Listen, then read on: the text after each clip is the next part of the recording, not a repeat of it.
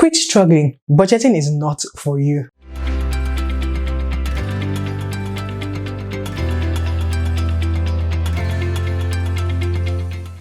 So what is a budget? A budget is pretty much a list of all your proposed expenses. And most times I find that a lot of people just want to believe that they should stick with that budget. So they should document everything that they do, right? Everything they spend money on. However, the reality is that budgeting is for a certain kind of personality, meaning that you must be very meticulous and you must be very, very diligent. You must be someone that is very good with details and very, very excited about details for you to be able to cope with the budget. So if you're like me who has struggled with keeping a budget, I have other options for you in terms of putting your personal finances together. So stick around to hear it till the end. Agree with me, it's about personality. So I really cannot deal. I personally cannot literally sit down and craft a budget and stick with that budget. Meaning that if I say 5K for food per month, then I would stick with it and I'll be checking how much have I spent? How much have I spent? It can't work for me personally. The truth is that you still need to limit your spending and you still need cash to invest. Why do you need cash? Because you can't invest air, right? Investing is your road or your deal to financial freedom, but you need to invest cash. You need cash to invest. Hope that's clear. What are the options? I have two options that would work for you depending on your personality and then your lifestyle. First option is percentage of income. So what is that? Basically, if you earn 100K, right? You just tell yourself that for every 100K that comes, I save 30. And then the 70 I can spend as I will. Of course, in that 70, you know that, okay, maybe there are some monthly expenses, like maybe your rent or whatever is monthly. You take out those ones. And then you know that the rest of the money is free to spend. The main goal is that after YOLOing right now, you still have enough to save to invest so you can YOLO in the future. Yeah.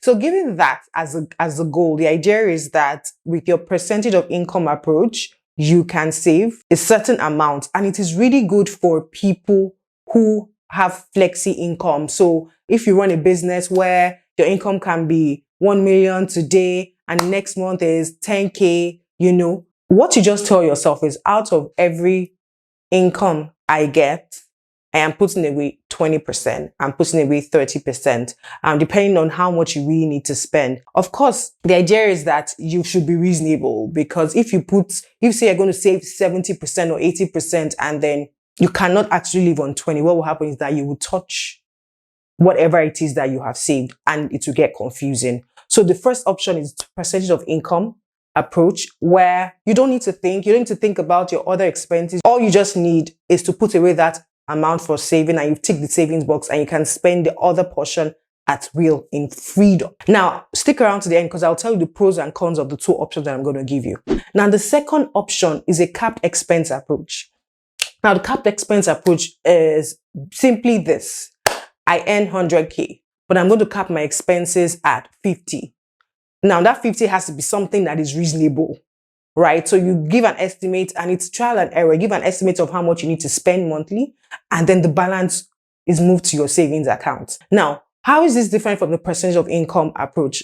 With the percentage of income approach, you are taking out a percentage and moving it out to your savings. Now, this one, you are capping your expenses. So meaning that with the percentage of income approach, right, you can, if you make 1 million and you say it's 30%, you move 300K and you can live on 700K. But with the cap expense approach, if you make 1 million and you cap your expenses at 300K, for that month, you are going to save 700K. Cap expense approach is good if you are someone who knows that you can spend more, but you end up having so much fun. There are so many bills that come up. You hang out with your friends a lot and you just can't help it.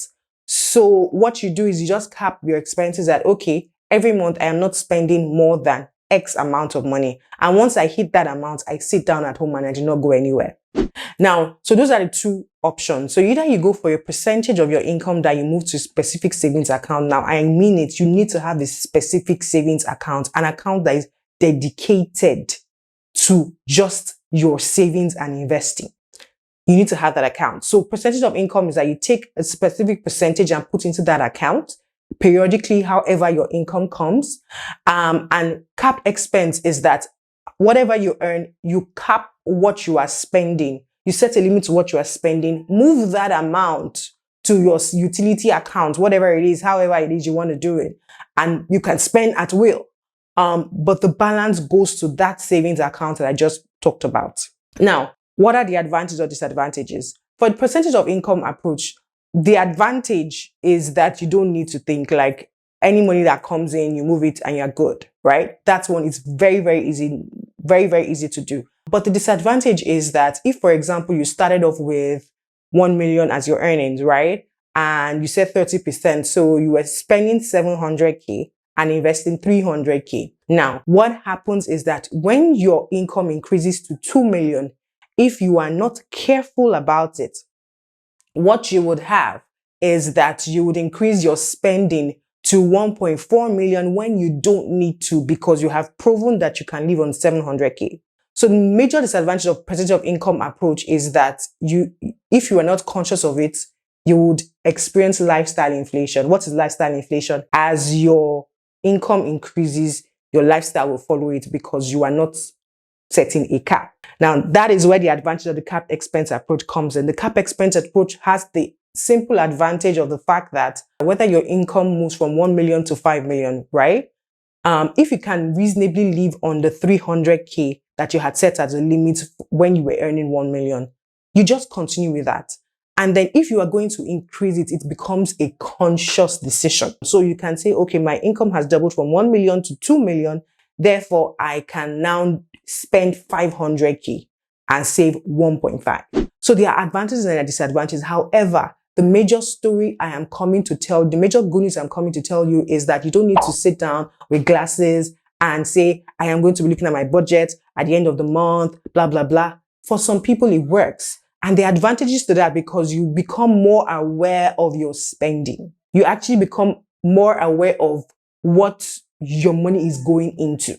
And it makes you more sensitive and then more disciplined. So the advantages to that detailed budget approach. However, for some people like me, it just cannot work. It simply, honestly, cannot work. So if you are like me and you struggle with being meticulous about keeping that budget and recording how much you ended up spending and all that, then try out these two approaches and let me know which one works for you in the comment section. Trust this was useful. Don't forget that you can't outsource your health and your finances. You have to engage. Take care and see you in the next video.